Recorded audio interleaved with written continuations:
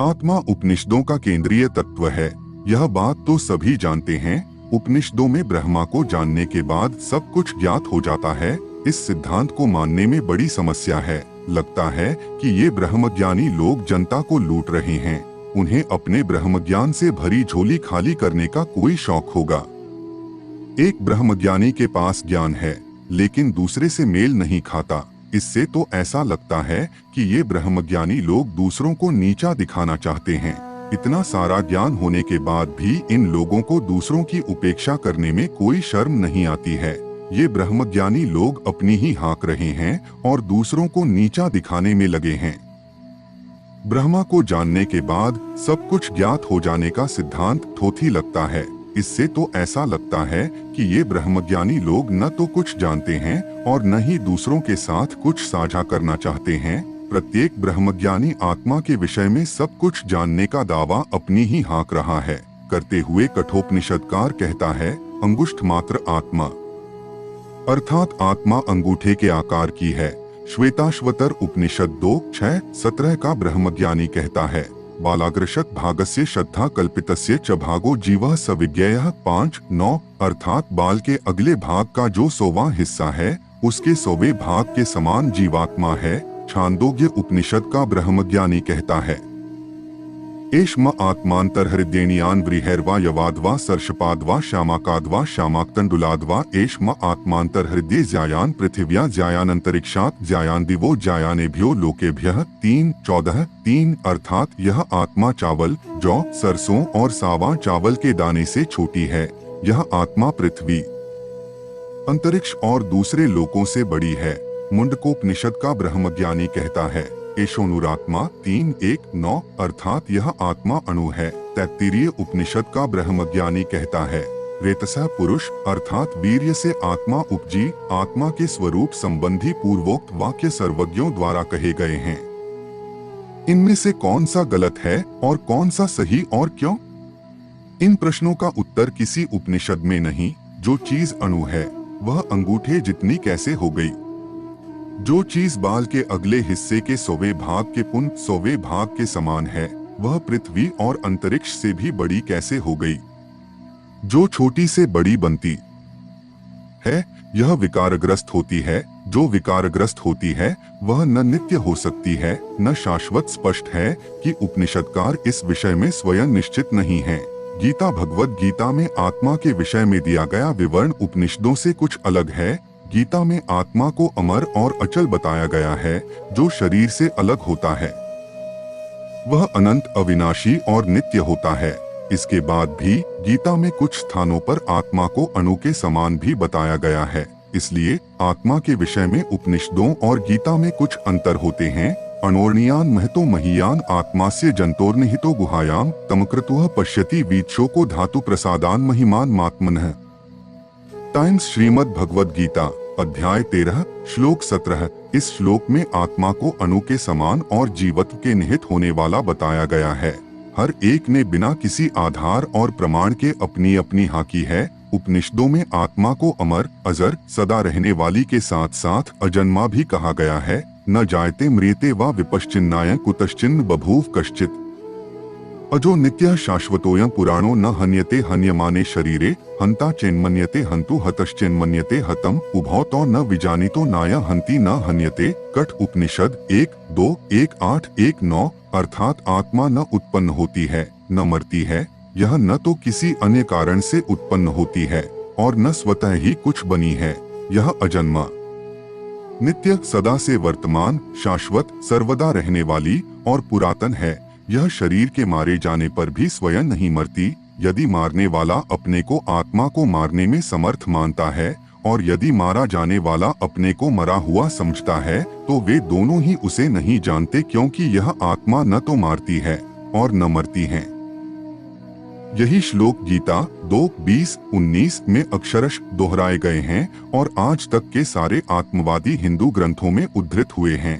यद्यपि इनमें एक ही अर्थ के वाचक शब्द इकट्ठे करने से पुनरुक्ति दोष है, परंतु इनसे आत्मवादी लोग भावनाओं में इतने बड़े कि किसी को इन्हें संशोधित करने तक का ख्याल नहीं आया। यह बहुत दिलचस्प बात है कि किसी भी उपनिषद में आत्मा को अजर अमर सिद्ध करने के लिए कोई दलील या आधार नहीं बताया गया।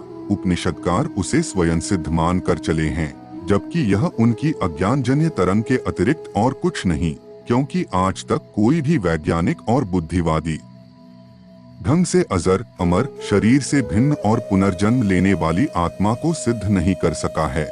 आत्मा को यद्यपि अजन्मा कहा है, तथापि कुछ उपनिषदों में इसे वीर्य से उत्पन्न भी बताया गया है। जो चीज किसी अन्य से उपजती है वह तो सदैव नहीं बनी रह सकती, जिसकी उत्पत्ति होती है उसका विनाश अवश्य होता है।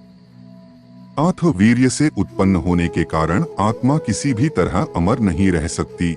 जब वह अमर नहीं, तब न अगले पिछले जन्मों के कर्मों के फल भुगतने की नौबत आ सकती है और न पुनर्जन्य को। दूसरे उपनिषदों में आत्मा को बुढ़ापे, मृत्यु, शोक और पुण्य पाप से अछूती रहने वालों बताया गया है। छांदोग्य उपनिषद 8:4-1 में कहा गया है, अथ य आत्मा न जरा न मृत्युर्न शोको न सुकृतन न दुष्कृतन सर्वे पापमानो तो निवर्तते फत पापमा येष ब्रह्मलोक। अर्थात आत्मा के पास बुढ़ापा और मृत्यु नहीं पहुंच सकती, उसे मानसिक संताप शोक नहीं होता और पुण्य पाप उसका स्पर्श नहीं कर सकते।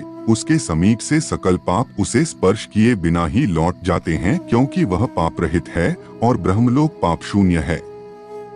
आत्मा पर जब किसी भी अच्छे या बुरे काम का असर नहीं होता, तब आत्मा एक के बाद एक नया शरीर पूर्व जन्म के कर्मों का फल भोगने के लिए कैसे धारण कर सकती है।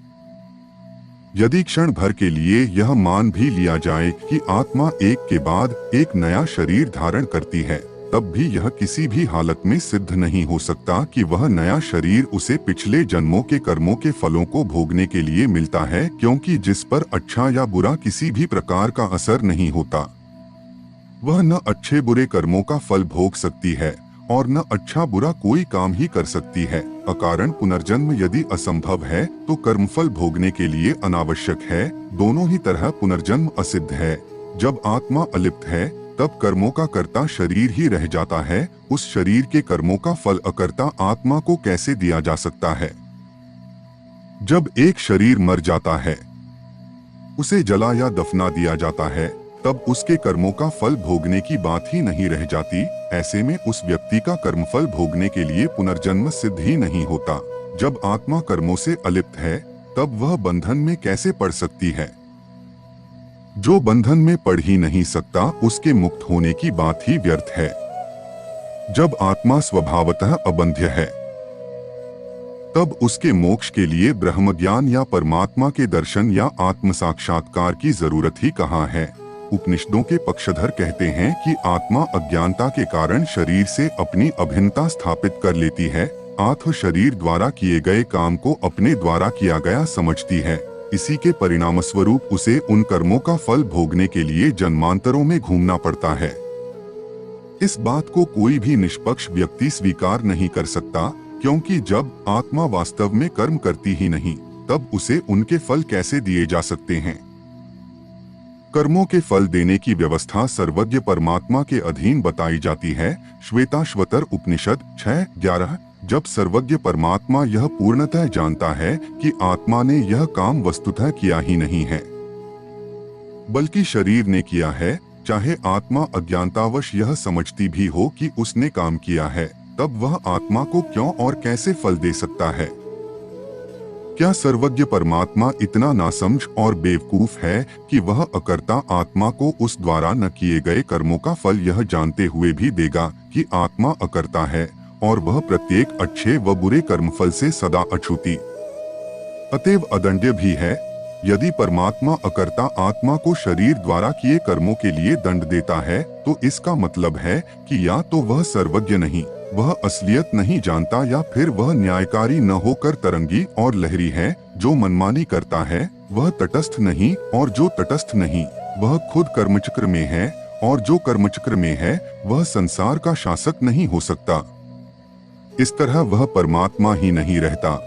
जब सर्वज्ञ परमात्मा यह जानता है कि काम शरीर द्वारा किया गया है और आत्मा ने इसे नहीं किया है, तो उसे आत्मा को फल देने की कोई आवश्यकता नहीं है। वह अकर्ता आत्मा को उसके कर्मों के फल नहीं देता है, क्योंकि उसे इस बारे में पूर्ण ज्ञान है इससे यह नहीं माना जा सकता कि परमात्मा नासमझ और बेवकूफ है। यदि परमात्मा अकर्ता आत्मा को कर्मों के फल नहीं देता है तो इससे उसकी न्यायता और विवेक को कोई असर नहीं पड़ता। अतएव परमात्मा सदा न्याय का पालन करता है और सभी कर्मों के फल को उनके कर्मों के अनुसार ही देता है।